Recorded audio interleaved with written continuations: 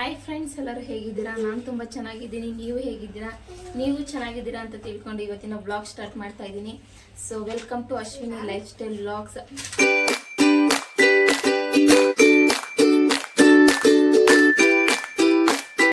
ಇಷ್ಟ ಆಗಿದ್ರೆ ನನ್ನ ಚಾನಲ್ನ ಪ್ಲೀಸ್ ಬೇಗ ಹೋಗಿ ಸಬ್ಸ್ಕ್ರೈಬ್ ಮಾಡಿ, ಮತ್ತು ಪಕ್ಕದಲ್ಲೇ ಕಾಣುವಂಥ ಬೆಲ್ ಐಕನ್ನ ಕ್ಲಿಕ್ ಮಾಡಿ, ಲೈಕ್ ಮಾಡಿ, ಶೇರ್ ಮಾಡಿ, ಹಾಗೆ ಕಮೆಂಟ್ ಮಾಡಿ ಅಂತ ಹೇಳ್ತಾ ಇವತ್ತಿನ ವ್ಲಾಗ್ ಸ್ಟಾರ್ಟ್ ಮಾಡ್ತಾ ಇದ್ದೀನಿ. ಇವತ್ತಿನ ಪಾಪುಗೆ ನಾನು ಡ್ರೈ ಫ್ರೂಟ್ಸ್ ಪೌಡರ್ ಮಾಡ್ತಾ ಇದ್ದೀನಿ. ಇದಕ್ಕೆ ಏನೇನು ಬೇಕು ಮತ್ತು ಯಾವುದಕ್ಕೆ ಯೂಸ್ ಆಗುತ್ತೆ ಅಂತ ನನಗೇನು ಗೊತ್ತೋ ಅದನ್ನು ನಿಮ್ಮ ಹತ್ರ ಎಕ್ಸ್ಪ್ಲೈನ್ ಮಾಡಿ ನಿಮಗೂ ಸಹ ತಿಳಿಸ್ಕೊಡ್ತೀನಿ. ಬನ್ನಿ blog start. So dry fruits ಏನಕ್ಕೆ ಕೊಡಬೇಕು, ಮಕ್ಕಳಿಗೆ ಯಾಕದು ತುಂಬ ಇಂಪಾರ್ಟೆಂಟ್ ಅಂತ ನಾನು ಹೇಳ್ತೀನಿ.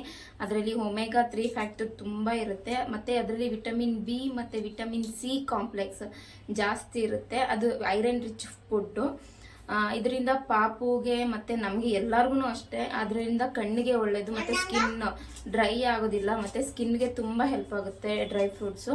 ಆಮೇಲೆ ಹಾರ್ಟ್ಗೂ ತುಂಬ ಒಳ್ಳೆಯದು. ಬ್ಲಡ್ ಸರ್ಕ್ಯುಲೇಷನ್ ಏನಿದೆ ಅದು ಬೇಗ ಆಗುತ್ತೆ. ಅದಕ್ಕೆ ಮತ್ತು ನಮ್ಮ ಬಾಡಿಗೆ ತುಂಬಾ ಶಕ್ತಿ ಕೊಡುತ್ತೆ ಅಂತಲೇ ಹೇಳ್ಬೋದು ಡ್ರೈ ಫ್ರೂಟ್ಸು. ಆಮೇಲೆ ನಮ್ಮ ಪಾಪುಗೆ ಅದರಲ್ಲಿ ಒಮೆಗಾ 3 ಫ್ಯಾಕ್ಟ್ ಏನಿರುತ್ತಲ್ವ, ಅದರಿಂದ ಇಮ್ಯುನಿಟಿ ಪವರ್ ತುಂಬ ಜಾಸ್ತಿನೇ ಆಗುತ್ತೆ ಡ್ರೈ ಫ್ರೂಟ್ಸಿಂದ. ಸೊ ಇದಕ್ಕೋಸ್ಕರ ಮಕ್ಕಳಿಗೆ ಹಂಗನ್ಬಿಟ್ಟು ತುಂಬ ಜಾಸ್ತಿನೂ ಕೊಡೋಂಗಿಲ್ಲ. ಒಂದು ದಿನಕ್ಕೆ ಒಂದು ಸ್ಪೂನು, ನಾನು ಒಂದೊಂದು ಫುಡ್ಗೆ ಒಂದೊಂದು ಸ್ಪೂನ್ ಹಾಕಿ ಕೊಡ್ತೀನಿ. ನಿಮ್ಮ ಮಗು ಹೇಗೆ ಡೈಜೆಷನ್ ಮಾಡ್ಕೊಳುತ್ತೋ ಅದ್ರ ಮೇಲೆ ನಿಮ್ಮ ಮಗುಗೂ ನೀವು ಕೊಡ್ಬೋದು ಅಂತ ಹೇಳ್ತಾ ಇವತ್ತಿನ ಫುಡ್ ಏನು ಡ್ರೈ ಫ್ರೂಟ್ಸ್ ಪೌಡರ್ನ ಮಾಡೋಕ್ಕೆ ಬರ್ತಾ ಇದ್ದೀನಿ. ಇದಕ್ಕೇನೇನು ಬೇಕು ಅಂತಂದರೆ ಬಾದಾಮ್ ಪಿಸ್ತಾ, ಇದು ಸಾಲ್ಟೆಡ್ ಪಿಸ್ತಾ, ಅನ್ಸಾಲ್ಟೆಡ್ ಪಿಸ್ತಾನು ಬರುತ್ತೆ, ನೀವು ಬೇಕಿದ್ರೆ ತೊಗೋಬೋದು. ಮತ್ತು ಗೋಡಂಬಿ, ಸೂರ್ಯಕಾಂತಿ ಬೀಜ, ಇದು ಕುಂಬಳಕಾಯಿ ಬೀಜ, ಮತ್ತು ಇದು ಸ್ವಲ್ಪ ಓಟ್ಸು, ಇದು ಸ್ವೀಟ್ ಓಟ್ಸು, ಆಮೇಲೆ ಸ್ವಲ್ಪ ಕಡಲೆ ಬೀಜ ಮತ್ತು ಅವಲಕ್ಕಿ. ಇಷ್ಟು ನಾನು ತೊಗೊಂಡಿದ್ದೀನಿ.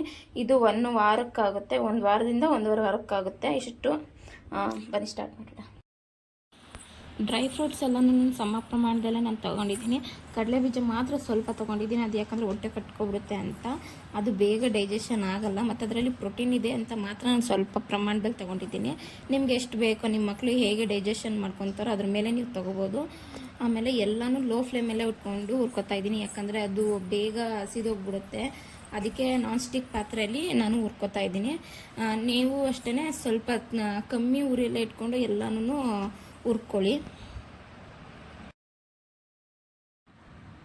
ಡ್ರೈ ಫ್ರೂಟ್ಸ್ ಪೌಡರ್ನ ನಾನು ಎಲ್ಲ ಅಡುಗೆಗೆ ಹಾಕಲ್ಲ, ದಿನಕ್ಕೆ 1 ಸ್ಪೂನ್ ಯಾವುದಾದ್ರೂ ಒಂದು ಅಡುಗೆಯಲ್ಲಿ ಹಾಕಿ ಕೊಡ್ತೀನಿ ಅವನಿಗೆ. ಅದರಿಂದ ಅವನಿಗೆ ಇಮ್ಯುನಿಟಿ ಪವರ್ ಜಾಸ್ತಿ ಆಗುತ್ತೆ. ಇದನ್ನು 1 ವಾರದಿಂದ 1.5 ವಾರ ಇಟ್ಕೊಂಡು ತಿನ್ಬೋದು. ಇದು ಗ್ಲಾಸ್ ಕಂಟೈನರ್ನಲ್ಲಿ ಹಾಕಿದ್ರೆ ಏನು ಕೆಡೋದು ಇಲ್ಲ, ಆರಾಮಾಗಿ 2 ವಾರ ಇಟ್ಕೊಂಡು ಯೂಸ್ ಮಾಡ್ಕೋಬೋದು.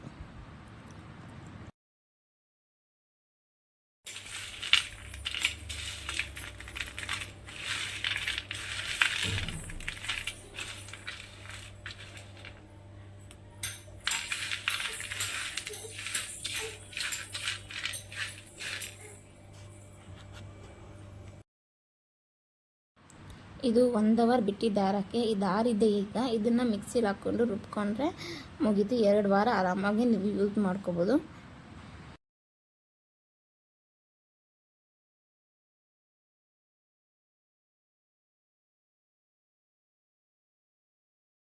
ಈಗ ನಾನು ನಮ್ಮ ಪಾಪಗೆ ನೈಟ್ಗೆ ಊಟಕ್ಕೆ ಮಾಡ್ತಾಯಿದ್ದೀನಿ. ಸೊ ಬೆಳಗ್ಗೆನೇ ಸರಿ ಕೊಟ್ಟಿದ್ದೆ, ಅದಕ್ಕೋಸ್ಕರ ಇವತ್ತು ನೈಟ್ಗೆ ರೈಸ್ ಮಾಡೋಣ ಅಂತ. ಇದಕ್ಕೆ ನಾನೇನೇನು ತೊಗೊಂಡಿದ್ದೀನಿ ಅಂದರೆ ಸಬ್ಬಸಿಗೆ ಸೊಪ್ಪು, ಮತ್ತು ಕ್ಯಾರೆಟ್, ಟೊಮೊಟೊ, ಒಂದೇ ಒಂದು ಬೆಳ್ಳುಳ್ಳಿ, ಮತ್ತು ಕೊತ್ತಂಬರಿ ಸೊಪ್ಪು, ಜೀರಿಗೆ, ಸ್ವಲ್ಪ ಮೆಣಸು ಪೌಡ್ರ್ ತೊಗೊತೀನಿ, ಮತ್ತು ಅಕ್ಕಿ, ಮತ್ತು ಇವತ್ತು ಹೆಸರು ಕಾಳು ತೊಗೋತಾ ಇದ್ದೀನಿ. ಒಂದು ಕುಕ್ಕರ್ಗೆ ಸ್ವಲ್ಪ ತುಪ್ಪ, ನಾವು ಕಟ್ ಮಾಡಿ ಇಟ್ಕೊಂಡಿರುವಂಥ ಸೊಪ್ಪು ಮತ್ತು ಕ್ಯಾರೆಟ್, ಟೊಮೊಟೊ, ಆಮೇಲೆ ಕೊತ್ತಂಬರಿ ಸೊಪ್ಪು, ಮೆಣಸು ಪೌಡರ್ ತೊಗೊಂಡಿದ್ದೀನಿ, ಆಮೇಲೆ ಜೀರಿಗೆ, ಆಮೇಲೆ ಇದು ಟೊಮೊಟೊ ಎಲ್ಲ ತೊಗೊಂಡಿದ್ನಲ್ಲ ಅದೇನಿದೆ ಅದೆಲ್ಲ ಹಾಕ್ಕೊಂಡು ಸ್ವಲ್ಪ ಹಸಿ ವಾಸನೆ ಹೋಗೋ ಗಂಟ ಹುರ್ಕೋಬೇಕು. ಇದು ಹುರ್ಕೊಂಡ್ಮೇಲೆ ಸ್ವಲ್ಪ ಹೆಸರು ಕಾಳು ಮತ್ತು ಅಕ್ಕಿ ಒಂದು ಅರ್ಧ ಅವರ್ ಮುಂಚೆನೇ ನಾನು ನೆನೆ ಹಾಕಿಟ್ಟಿದ್ದೆ. ಅದೆರಡು ಹಾಕ್ಬಿಟ್ಟು ಒಂದು ಲೋಟ ನೀರು ಹಾಕ್ಬಿಟ್ಟು 5ರಿಂದ 6 ವಿಜಿಲ್ ಕೂಗಿಸಿದ್ರೆ ರೆಡಿ ಆಗುತ್ತೆ. ಇದು ಪಾಪ ವೇಟ್ ಗೇನ್ ಫುಡ್ಡು. ಇದು ನಮ್ಮ ಪಾಪಗೆ ತುಂಬಾ ಇಷ್ಟ ಅಂತಲೇ ಹೇಳ್ಬೋದು. ಇಷ್ಟ ಆಗಿತ್ತು ಇವತ್ತಿನ ಬೇಬಿ ಫುಡ್ ರೆಸಿಪಿ.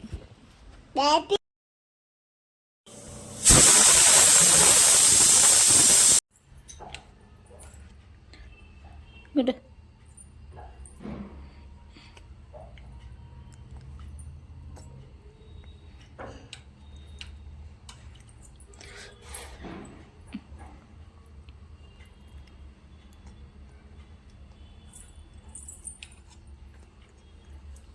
ಗುಂಡು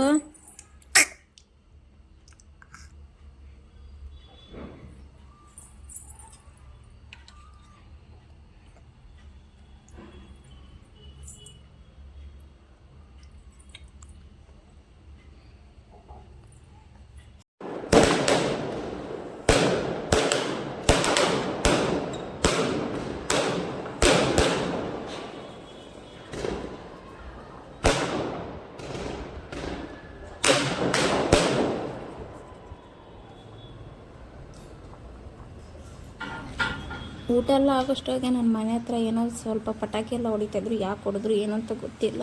ಇಷ್ಟ ಆಗಿತ್ತು ಇವತ್ತಿನ ವ್ಲಾಗ್. ಇಷ್ಟ ಆದರೆ ಗೊತ್ತಲ್ಲ, ಪ್ಲೀಸ್ ನನ್ನ ಚಾನಲ್ನ ಸಬ್ಸ್ಕ್ರೈಬ್ ಮಾಡಿ, ನಿಮ್ಮ ಫ್ರೆಂಡ್ಸ್ ಆ್ಯಂಡ್ ಫ್ಯಾಮಿಲಿ ಅವ್ರಿಗೆ ಶೇರ್ ಮಾಡಿ, ನನ್ನ ಸಪೋರ್ಟ್ ಮಾಡಿ ಅಂತ ಹೇಳ್ತಾ ಇವತ್ತಿನ ವ್ಲಾಗ್ ಇಲ್ಲಿಗೆ ಮುಗಿಸ್ತಾ ಇದ್ದೀನಿ.